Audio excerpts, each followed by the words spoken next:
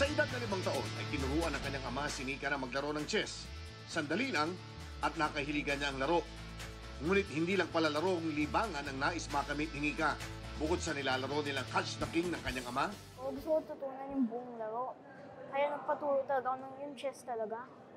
Mostly focus talaga ako sa chess. Parang training ako araw-araw.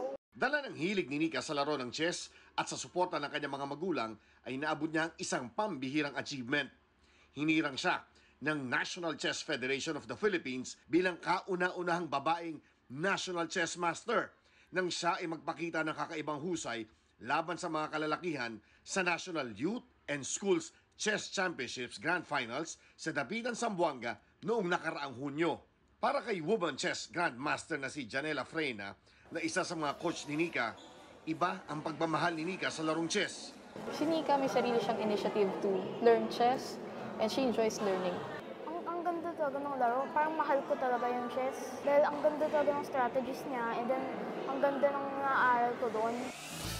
Para sa GMA Integrated News, Chino Trinidad Acuduto, 24 oras.